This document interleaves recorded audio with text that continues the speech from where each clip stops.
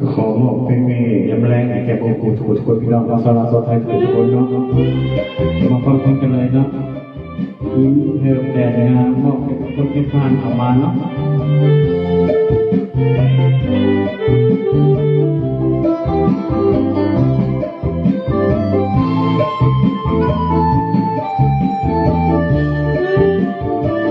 สวัสดีพี่ก้า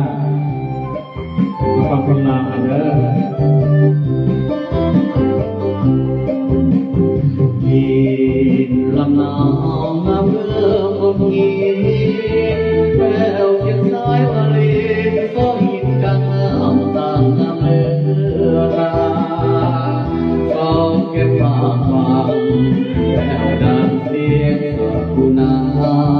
จากขอนวัดภูทาราข้างน้ำมีป่าเขียนผู้ดูงามแววสนีที่ห้องสมาขอบเขาลำเนาแนวมาขับเขาเข้ามาพาผู้เทียมทอนเครื่องโดยหอยอยู่ตามพาผู้เบิกปิดทอง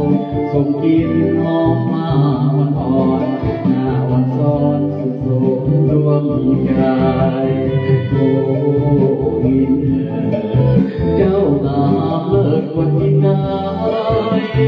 พามาสาสาไว้สีละน้อยใหญ่งามเหลือขนาดาได้เพียงเท่าดังเจ้ายิ้มมันแต่มาการแท้งามนักหนาโมสาลิกาจะอยู่พื้นทา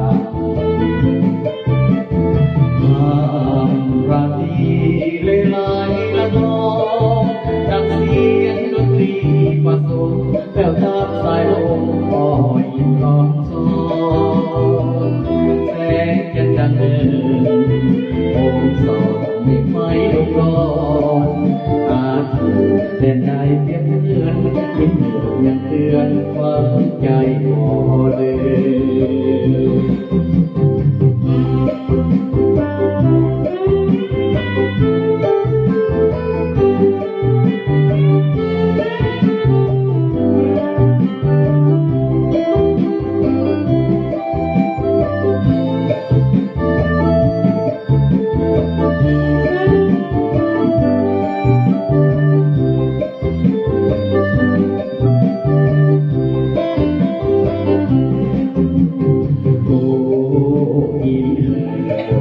เจ้างามเลิศกว่าที่ไหน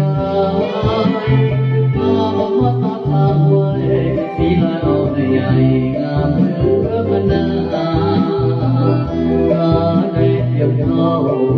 ดังเจ้ายิ้มมันแต่มาตามแท้งามเป็นนักหนาโมสาลิกาเจ้าผู้ยืนห่างราตรีเลไลละนองดังเสียงดนตรีผสมแววตาสายลมคอยจุดตอนซ้อนแสงจันทร์ดังเงินโอมส่องไม่ไฟดวงนอนตาถูกแดนใดเพียบเหมือนยิ้มยังเตือนความใจพอเลยขอบใจนะพวกครูให้น้องผู้ที่ผ่านมาสมมาฟังมาเป็นยังแรงมือมาน้องเราเป็นมดซึมควบมันซึมเนาะก็จบไปแล้วเพลง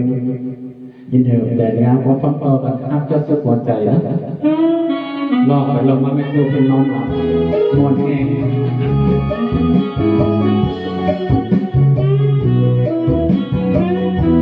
ขอบคุณทุกคนเด้อเจ้าสู่หัวใจบอกเคยเห็นใครมีลายเหมือนเจ้าลงสื่อวันคืนที่เมา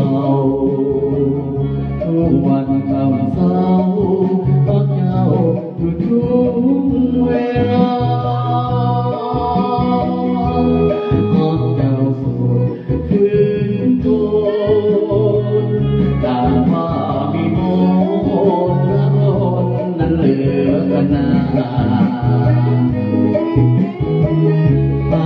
ามทำมีมีควรสิว่าสุนทราพนาแก้วตามาเป็นผู้ครองฟ้าอยู่สูงที่ตำนานจีโอ้ยอดหญิงคู่อายเถิดน้องเกียรติศักดิ์ศรีประเพณีครองจำเป็นน้องที่สองของหากเจ้าสู่หัวใจแต่คนบ่ไหวดวงใจยืนมาขอน้องจงโปรดเถิดดวงสิวัน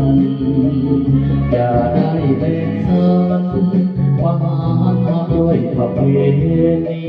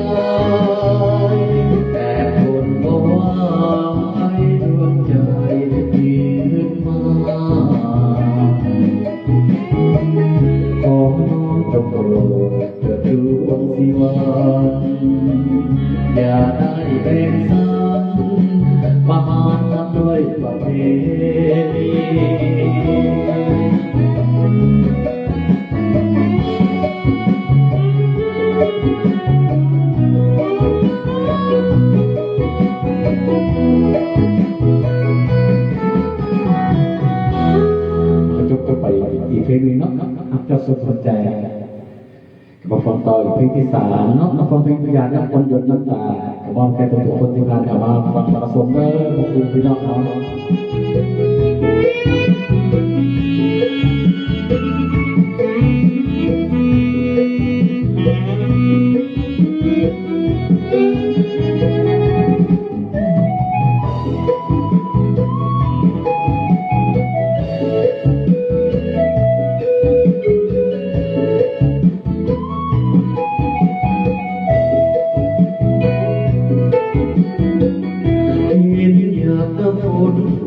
จากสายกาเหมือนหยดน้ำตานางฟ้าเสื่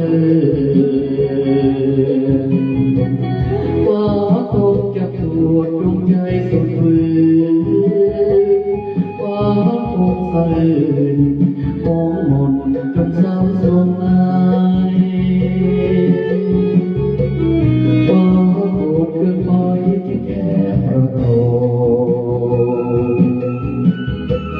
หรือว่าฟ้าตรงเป็นแผลหัวใจหรือมีความผิดอารมณ์หวั่นไหวหรือคนหักหายมาเจ็บต้องหลั่งน้ำตาดินอยากสาอยากเสียน้ำตาฟ้าหลังแต่เก็บฟ้าสั่งว่าดินตามตัวฟ้าดินยังหวังตั้งใจเอาไว้ว่าแม่นฟ้าที่คนปรารถนาจงน้อมลงมาดินจะประคองฟ้าอย่าสงสารอย่าหวั่นเกรงกลัว เป็นจากสานรัวเป็นภูเขาทองฟ้าคงจะสูงยามเฮาเคียงสองฟ้าคงใสสองสิ้นความมองบนหรือไทยสวัสดีพี่พรพี่สมพรร้องเพลงกับพระจังโวยฟังไปเด้อ